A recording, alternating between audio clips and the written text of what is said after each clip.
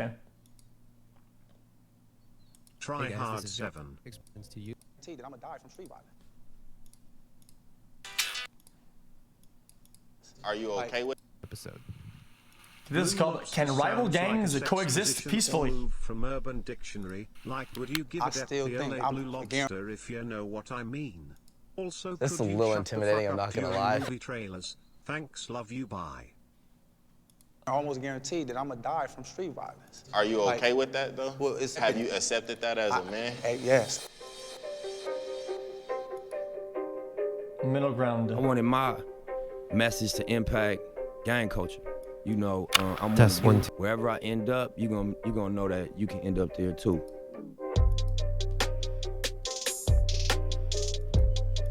Okay. I was affiliated with the Blood Gang for my entire life. My heart, my soul, my family are Bloods. I'm affiliated with the Capinella Park Power Rules. The Anthony Park Miller Gangsta Bloods. Power Rule Gang. Black Peachstone Jungles.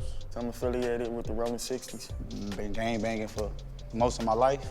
No high school diploma, but I feel like I know it all though. When you young, you know, the excitement of it, the brotherhood, you kind of like fall victim to it. But I feel like it also prepares you for the real world and gets you ready for like a lot of like obstacles that you might run across. Everybody just labels a gang member as just a terrorist Obstacles. threat. You know, just not real human beings, but that's not the fact.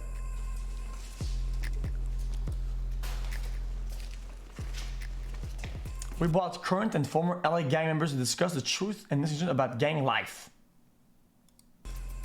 Hey, how you doing? You doing, brother? You all right, brother? Squabble, boogaloo. Yo, what's going on? My name's Seti Mack. I'm from Anthony Park. I do rapping, comedy, and I'm a jack of all trades, really. My name's Jay Nasty. I'm from Compton School Town. Fresh and parole from prison. Certified welder. My name's Squabbler. I'm from the Jungles. I'm an up-and-coming artist from Los Angeles, California. My name is Skip Townsend, and I come out the West Adams area, and I'm a job developer and also do human development as well. Yeah, I'm Boogaloo, Westside Nellas. I'm one of the CEOs of Rosecrans Entertainment. My name YS. I'm from Capinella Park. I'm an up-and-coming artist, and you feel me? I do a little bit of everything, just try to play my part. My name is AD. I'm from Rolling 60s, and I'm a street activist. Step forward if this statement is true for you. Gangs aren't as bad as the media portrays them. Shit, we all coming. That's number one. It's everybody, big dog. Yeah, let's talk about this stuff. A lot of people, like, in gangs, you know, we grew up together as, like, brothers. I can go spend a night at my homie's house. You feel me? Chat. The guy in the back, he went, but he didn't want to go. But I feel like he thought he was going to get bullied if he didn't go or something, did. You feel what I'm saying? And together, we done came up with ways that we could feed the children. We done did backpack giveaways. We did all type of shit. The media, they always put out the negative about us, but they never, like, put out the positive shit that we done did. I feel like the media got like an old school perception on what gangbanging is or what gangbanging is about, and modern day gangbanging has evolved from what it's been back then. So now it's okay for Bloods and Crips to go to school together, to where back in the days you couldn't find a Crip at Centennial, you probably couldn't find a Blood at Crenshaw, like, you know what I'm saying? So nowadays we can coexist. They don't never really show the unity of it all. Like they always show the separation, the segregation.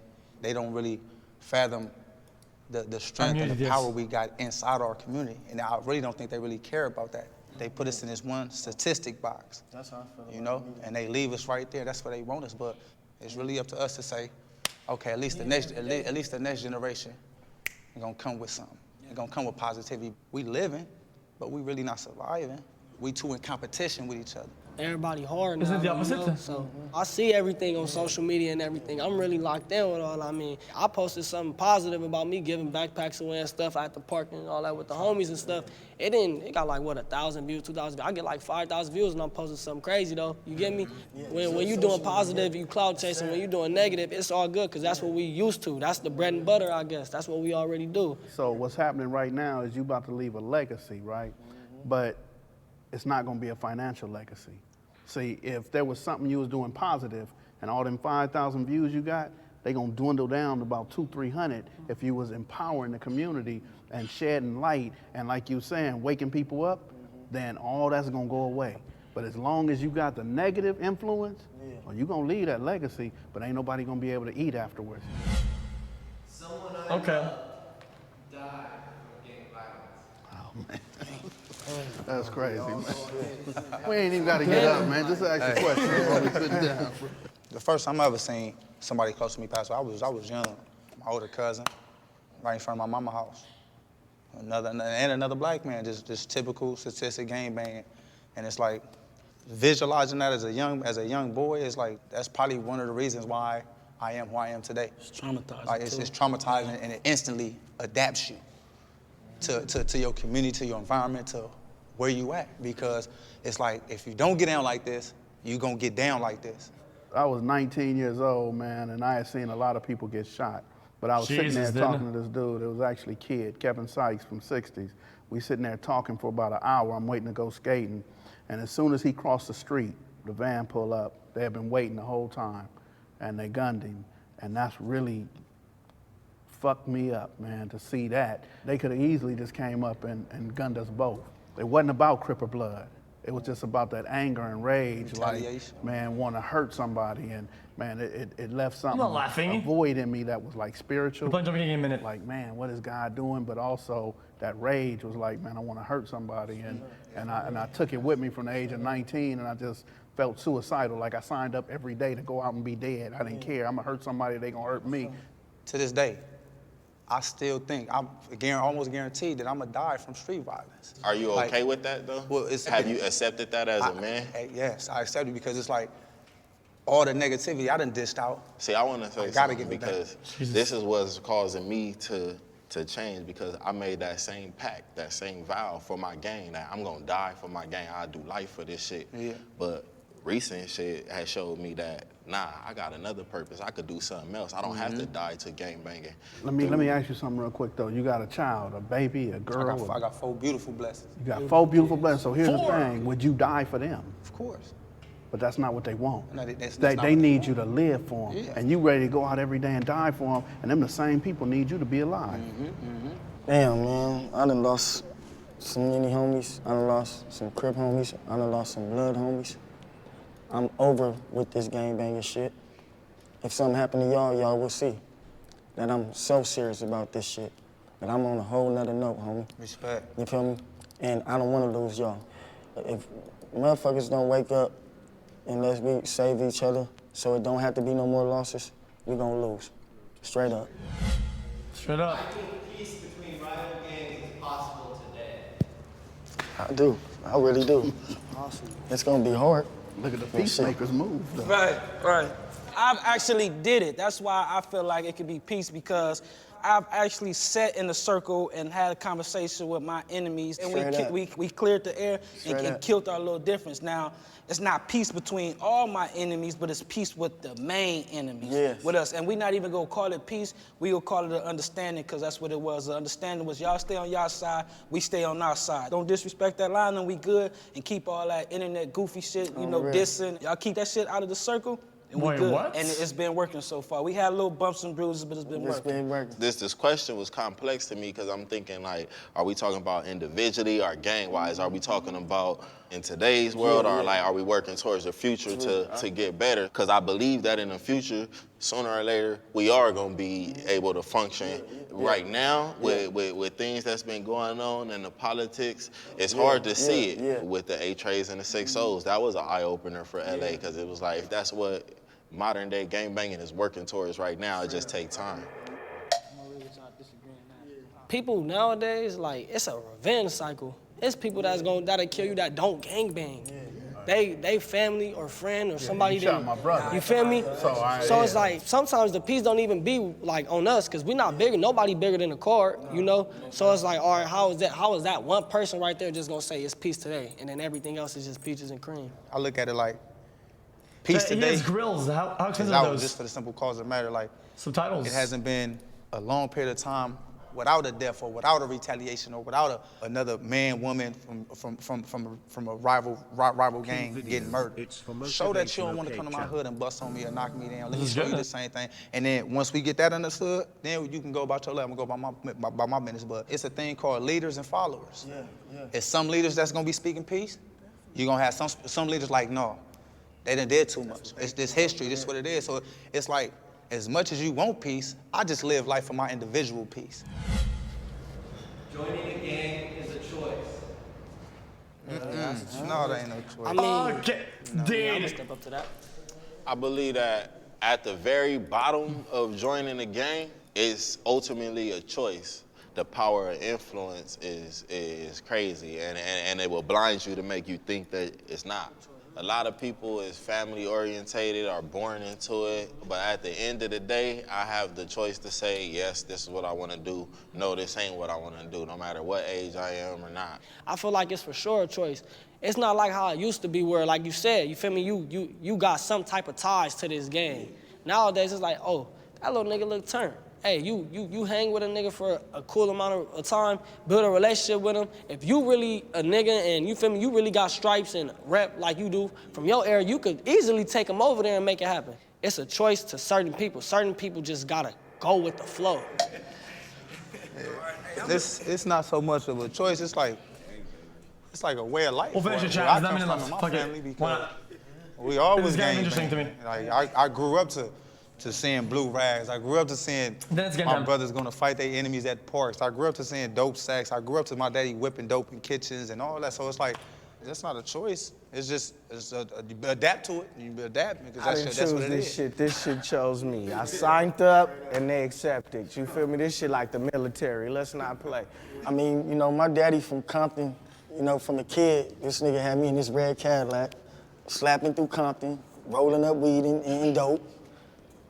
My mama side of the family, my cousin from Palmer Block Crib. Then I got other cousins from neighborhood Pyru down the street. And then I moved to the 60s at 8 years old. Then my older cousins, they start gang banging, you feel me? So it was just a way of life for me. This is what my family was about. It wasn't no choice. Luckily, I had big homies to where they didn't want me to gang bang. You feel what I'm saying? They always told me play football. I had homies that didn't want me to gang bang either. You feel me? They was like, AD, go play basketball, go play football. I even had a nigga that Peanut. He used to come to me and say, stop gang banging. And I used to think this nigga thought I was soft, y'all. But the whole time, my nigga was being a real man and didn't want me to do this shit. You feel me? I want to be Bruce Lee, man. Bruce Lee, I want to come home and kick everybody, man. But the Crips was at the movie theater. So we had to fight the Crips, and I'm 9 years old, and I'm like, man, I want to go to the movies. So it wasn't a choice. It was like, man, at the age of 13, I'm like, you know what? I'm going to stop being a victim. I'm going to fight back. I'm more afraid of the police than I am of a rival gang. Ooh, okay. Hell yeah. Oh, shit, man. Can I start? Can I please? I'm starting this. probably be- I fear the police because they the biggest gang in America. Point blank. I think he just spoke for all of us. They basically got all right to knock us down with no justice after that. Yeah. And on the side of them cop cars, it says to protect and serve. Yeah. But they ain't doing none of that. They taking us. So it's like, of course I'm gonna fear you because you the one that's supposed to protect us. So I'm looking at you in the sense of, okay, you supposed to be safety, but no, you really coming at me with your gun out. Right. You feel me? But I'm looking at this man. I know how he coming. Right. It's not a facade how you gonna come. So I'm prepared for how you gonna come. You feel me? So when a cop come at you, why off top? If I'm supposed to be protected and served, why I gotta put my hands up all the time? Just keep it simple, man. I'm afraid of the police because, let's say, for instance, my enemy shoot me and I survive. Okay, chat, listen to this. I didn't want to say anything about this video overall because I feel like I would be always wrong, okay? But after watching so much live video and shit, dude, I feel like if the police are like in an area or in a dialogue that looks spicy, right? Of course you want to have your hands up, dude, because one flick of the wrist and he's dead, you know, dude. You know, it's kind of like you know, it's just for everybody. We all know what's happening, dude, and we're just chilling, dude. My enemy shoot me and I survive. I can go revenge and honor that. You feel what I'm saying? The police shoot me, I survive. What the fuck can I do? And he can smoke me and can get away with it. My homies ain't go rally up and go smoke them niggas. You know where to go? They done sent him to Santa Barbara somewhere. You feel what I'm saying? He had a whole other department. Still got his position. That's it. I know the video is scripted, dude. I know. I'm not done, dude. I'm just saying, like. No. No. Not at all. Not at all. Sammy, can you come here? I don't even gotta speak on this. The reason why I wouldn't want my sons or my daughter to be in a gang is because of the way the perception that society has on a gang. It's not about the way the community views a gang, because all that is an address. But if my child is from a gang, then I don't fear the communities around it. I fear the police. I fear that if my son break in a house, well, he should go to jail for a year or two. But if he in a gang, he gonna get a 12-year enhancement. I don't want my daughter to be in the gang because reality, there's only 2 roads to this shit, either death or jail. It's only few that slip through the cracks. And it's like, I don't want my kids to gangbang because I know how gangbanging limits you. Definitely. You know, it keeps you stagnated. You know, you can't go out there and be adventurous and see the world. And like for my son, my son, he can grow up and love a woman. Right. And her brothers could be from a gang that now you can't even love who you really want to love because, you know, just don't limit yourself. I don't want my kids to limit themselves. You feel me? This generation of gangbanging is a gift and a curse because it's kind of beautiful because we come from a generation that we figuring it out, we breaking it out. We got a lot of black entrepreneurs. We got sports players, we got rappers, we got people that got their own clothing lines. And this is all people that came from a gang, so it's like we not all bad just because we came from a gang. But as far as my kids getting involved with that, you don't have to gangbang to do all this stuff because you could go way further doing it if without those gang ties.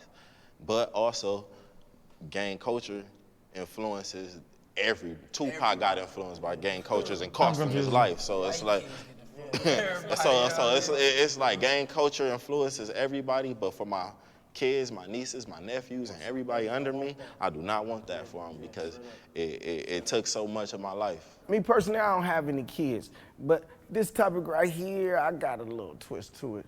It's the definition of the word, because see, us being black, the definition of a gang is, oh, they hoodlums, they thugs. But if you from a white gang, oh, that's a collective community. They just some regular people that do the same thing at the same time every day. So you know what, I just might want my kids to be in a gang, a damn good one. But like, our LAPD or our sheriff, some shit for us, you feel me? So yeah, hell yeah, I want my kid to be in a gang, a positive one though. What? I'm confused. Real members aren't going to show up. Certified.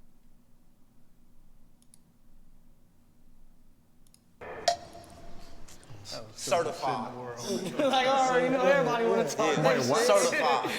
I feel like that comment is probably very kind of like valid in a sense because everybody would question that, like what type of gang members would want to speak openly about gangs on TV, but that's what separates the leaders from the followers of that gang.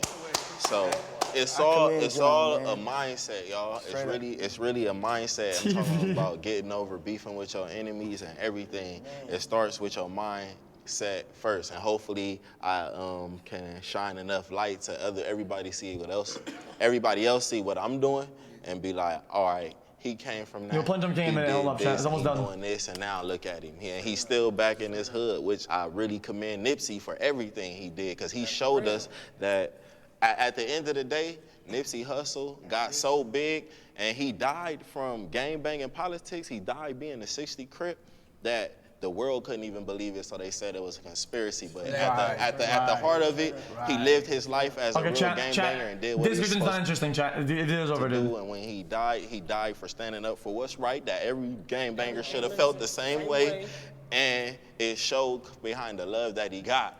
And I feel like as a gangbanger, that's how you would want your legacy to be when you die. It's like, I'm bigger than gangbanging. For the people that judge this gang banging and all that, it's like this, like, Okay, chat. The video's over, dude. That's been interesting. I liked it a lot. We got it out the mud. We ain't had no loan like Donald Trump, no $1 million loan. We got it